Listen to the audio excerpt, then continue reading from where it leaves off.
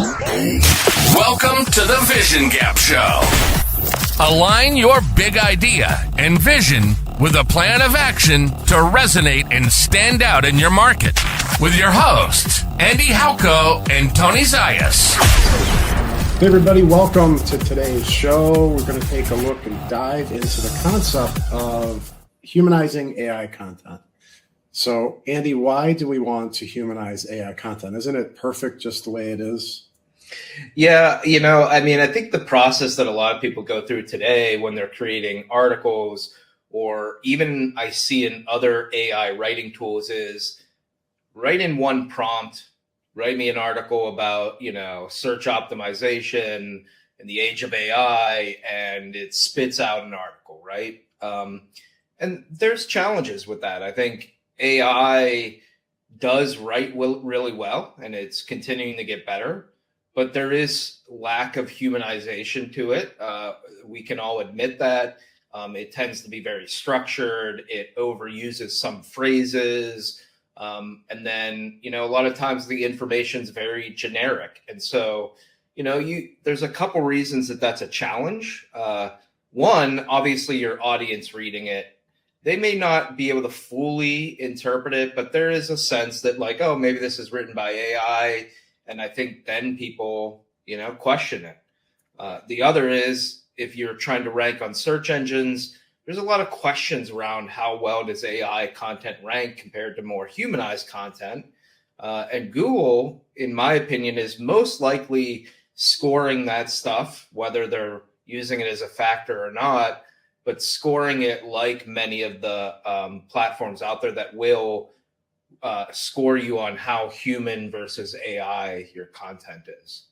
Right.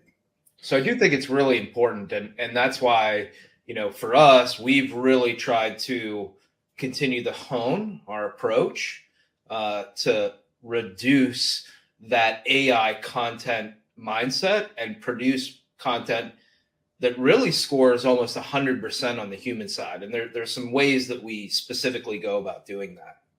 Yeah, and we made some updates recently to Frictionless that have gotten us there.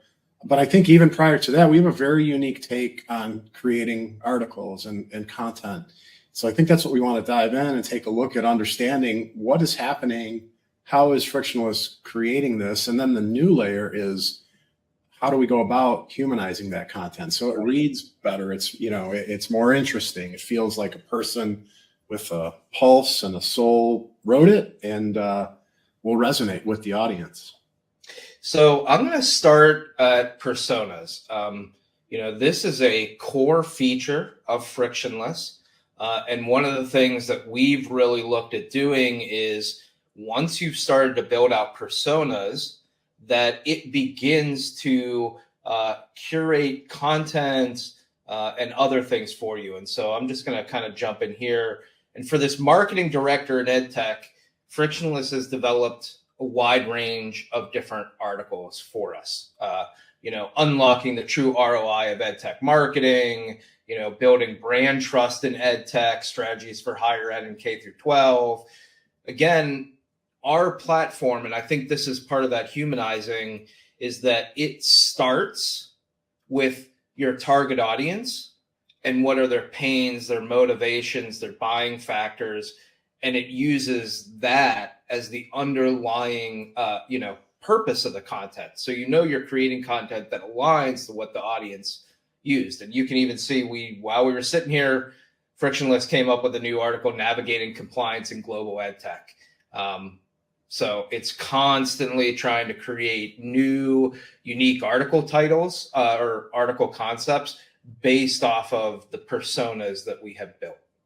And we've talked about this before, but the whole idea of the exercise of building out personas, I think a lot of times, unfortunately, becomes this little exercise that a marketing team goes off and does, and then they build out, presentation that shows the, picture of the persona and gives them a name, and then it's never really used. And like you said, personas are core to Frictionless because it is all about getting your message, however that's put out, whether it's article or your value propositions or whatever, to resonate with those individuals, with those personas. And so articles are being read fully with that person, their pains, their needs, their motivations in mind. And I think that, to your point of showing this first, is really critical. Yeah, I can't emphasize enough how much understanding your target audience in depth will make you significantly more effective in everything that you do. And I agree with you is that most marketing teams or even agencies create these fun little one sheet personas. And then the next time they create their next 10 articles, those things stay closed and they never open them, and so they're not thinking about that. They're just going straight to like, this is the idea that I have. So I think, like you said, building this around these personas is so powerful. And so now let's say we've chosen an article. We've got some different ways that we can do this, that we can schedule them out, but I'm going to go straight into write the article. And this brings us right to our main interface. And one of the steps that we think helps really create more quality content, more humanized content, and that is developing a brief. And so what you can see here on the left side is that we've got the concept that Frictionless created for us. We have the persona, that we were going after marketing directors in ed tech, and actually the influencing factor. So this is the factor as part of the persona that really influenced this article concept. And so Frictionless now has developed a brief for us that outlines the title, the need. What does the audience want to get from this article? Marketing directors in ed tech want actionable strategies to build brand trust. So it's starting out with like, what does someone want to get from the content? Then it looks at trying to develop a unique position. So something that gives you a unique, perspective on the topic, because any great content is about your unique viewpoint. And so Frictionless said, while many believe that flashy advertising or cutting edge features are key to success in ed tech, the real differentiator lies in building genuine brand trust through consistent ethical engagement and demonstrable educational impact, etc. So it's really helping us create a unique position, and we can edit this and kind of, hone it, which is important. I think it's good for folks to come in and do that. I was going to mention that could be entirely populated by a person if they wanted 100%. to, or edit it, but the AI will populate it for you, and then you can take it from there if you choose. Yeah, and I think, again, this is that process where a lot of people in different writers go in and they instantly are write me an article, and it goes straight into writing. This step of understanding what does our audience want, how are we unique, and then developing a summary of what are the key ideas, as well as the key phrases that we want to use. This starts setting the foundation for success. Right. So the next step, and this is very new for us, but one of the things that we did figure out in our process of humanizing content is making sure that you do share something that's hyper specific or personal. And so the way that we've done this is develop some curated questions where you only have to fill out one to move forward, but it really helps humanize the content. And so our article up here, we're kind of focused on proven strategies for marketing directors to build trust, not flashy advertising. And so I've got some, questions here, like share a big win or success. Tell me something you love about this topic. If you had a magic wand, what would you change? Down to, what is some advice that you could give, or what is a really specialized tip or trick? And so this helps the AI really personalize at another level, versus, again, if you're just putting in a request. And this obviously takes a couple of steps, but even with the steps that you're taking, the speed is 10 times faster than writing on your own. But these steps are what help really humanize the content. So, something that I love about this topic, let's just think, trust, I love that trust is the most foundational aspect of marketing, because without trust, there cannot be conversions or sales. And I really believe that. And so we've kind of set at least this core idea that can now be infused into our content. So you can fill out more than one, but one required just for the sake of that personalization, that humanization. Correct. And so now our next stage is outline drafting. Again, this is one of those things that we're adding a step into the process, but this step is critical to producing quality humanized content. And the reason that is that AI does better in creating things in focused chunks. And so when you ask it to write a whole article in just one felt swoop, it is going to have a much higher likelihood of random information or going off on tangents or some of these other things. And so what we do is we have the AI go out and really develop a nice outline based off of our brief and our personalization. So it's come up with a first step section, establishing trust as the cornerstone of EdTech success, transparency, the gateway to building confidence, ethical marketing practices, prioritizing privacy, educational commitment, partnering for impact, and then conclusion, rethinking success beyond innovation. And it's got some points here, and we can actually go ahead and, edit some of these as we go about it. So if we have something that we want to add or change, we can do that really easily. And then one of the newest things that we did is we've added this whole layer of these new styles and tones. Before we had a much more simplified approach. And this is where some of the humanizing magic comes in. And you don't see it on the surface, but what I will tell you is that underneath these selections of tone are hyper trained to produce really humanized voices. And so when you choose one of these, it is really leveraging that in a quality way. I like this smart and subversive one.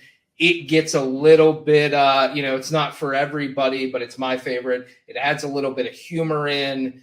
It has much more of a, down-to-earth tone. So I like using it because it just feels like you're talking to one of your buddies or something when you do it. And so I'm just going to go ahead and hit draft. And what it's doing now is it's going through each of these outline sections, using our voice, using our persona, using our brief. All of that information is being curated to produce hyper humanized content that really aligns with what our persona is looking for. So let's take a look at what we got back. Again, I said the tone, forget the bells and whistles. Trust is the real MVP, most valuable player. Picture this. You're in a crowded market. Everyone's shouting about their new shiny gadgets, but you lean in closer and quietly ask, can I trust you? That's how it feels in ed tech. Flashy features might catch your eye faster than a squirrel on a caffeine binge, but trust is what keeps educators coming back for more. Trust isn't just a nice to have. It's like oxygen. Without it, your ed tech product might as well be gasping for air. So let's chat about how marketing directors in higher ed and K through 12 can build that trust. So again, I love this style. Again, a little bit of humor, squirrels on caffeine, pretty great, right? I'm always sold. Any squirrel analogy is always. That's right. Or you ever walked into a restaurant where the menu reads like Shakespeare, a splash of this and an essence of that. Just give me a burger, man. Terms of service should be the same way, clear as day. None of that fine print mumbo jumbo. When folks know exactly what they're signing up for, it's like finding out your favorite show got renewed for another season.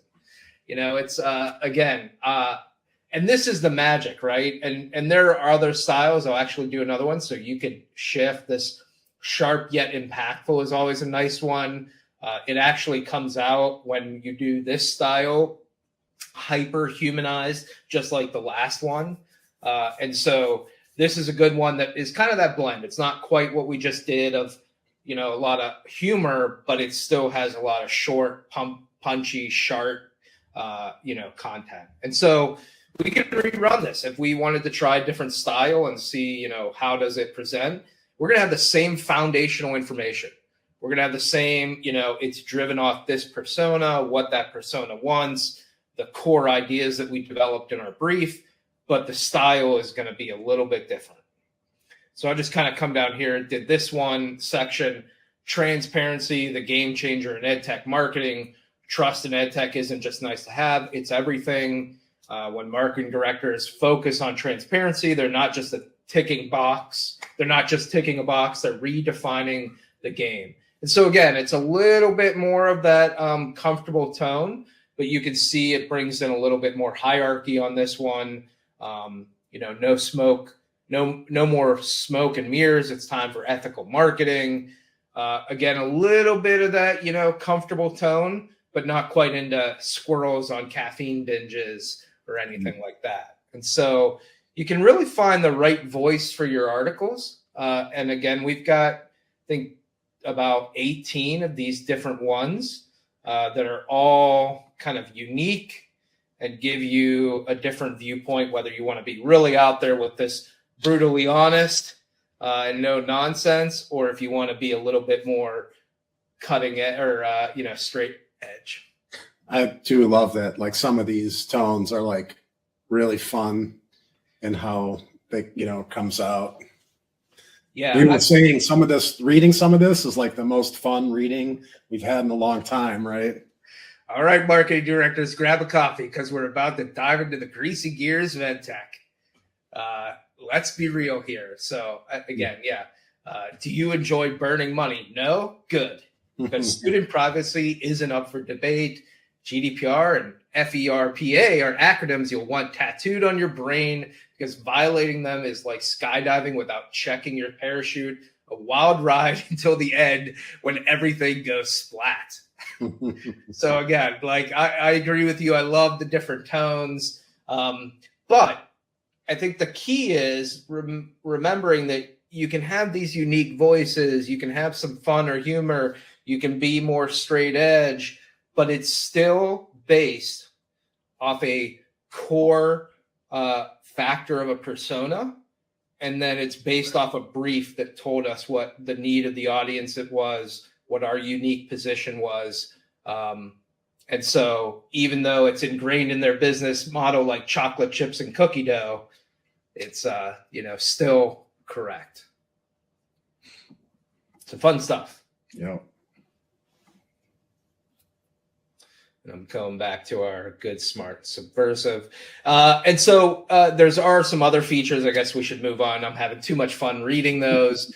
But our platform will actually go out and find some related articles, both on the web and on your own website. And then you can click and it will, place that link in the article for you, which is fantastic. That way you can kind of get a mix of different ones. Quora. Then an article preview if we want to look at that. And we've got like our links in here. We can check those. And then move into SEO where it will pull in a meta title and description. It'll show us a little bit more about what's our readability score? How many links do we have? Again, with the style that we did, it didn't use as many H2s. So we have a little bit less here, but we have a really good balance of H3s and a heading statement. And then we understand some of the words that we're using and no warnings. So we've got some good stuff there. And then if you want to create some images, I always like to try and find a good one. Where should we go? We could do medieval. I don't know if that fits this article for EdTech, but medieval with a subversive tone from the article. But it does use that. So it's using, information from our article, our tone, Now we've kind of given it a style for the image, and we can create a couple of these if we want to use them in the article, if we want to use them as the featured image that typically happens, or use them in social media when we're sharing, but we've got some image options that we can leverage. And then after this, we'll be able to create social media posts, which will help us move further. So pretty interesting one. Medieval, maybe I picked the wrong one with medieval, but you can see a little book here, and obviously people learning on their medieval laptops, maybe. I don't know. It's hard to tell. Probably because we decided ed tech and medieval. So really did match that up very well. But we can get some fun images and styles. And then finally, social media posts. We can choose kind of a separate voice for that and generate some stuff for Twitter, LinkedIn, Facebook, and those so that we can share it. And so now the process has become, just to wrap it all together, is we started out with our target audience, started out with what they care about, and we really moved through a process to create valuable content that focuses on their need and our unique position, and humanized content that has a really clear voice that is selected by the tone, and then just making sure that it works for SEO and some of these other things. And so I know we've been 22 minutes here, but I did a lot of yapping. So let's say 10 minutes, you can create a hyper targeted piece of content, really matches your audience, humanized and valuable. Links, SEO, all that stuff, social media posts. Yeah, A to Z, kind of from concept to final product. Pretty cool to see that entire process here. Totally. Looks like you want to correct that, make something more. I don't know. I wanted to make something even weirder. Stone and watercolor. We got to see what stone and watercolor bring out, right? With ed tech. So we're talking technology, education. I think that, subversive tone with stone and watercolor. I have no idea what's going to happen. It should be kind of interesting. But yeah, Tony, as this is working, I think if you're out there trying to create content, this is a way that you can do that really fast, and you can do it really quality. And I'll be honest, this is like a really cool image. I love it. The owl. Owl for wisdom on a book in front of a school, and then people working on laptops, and there's a little bit of privacy stuff. And watercolor. Look at it dripping down at the bottom.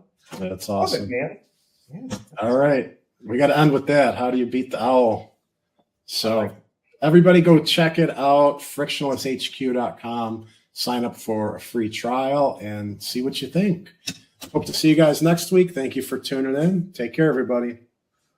This episode of the Vision Gap Show has been brought to you by Frictionless. Build high-impact strategy at scale. Create your vision, brand position, and go-to-market strategy, all in a collaborative AI-enabled workspace. Visit frictionlesshq.com to create your free account today.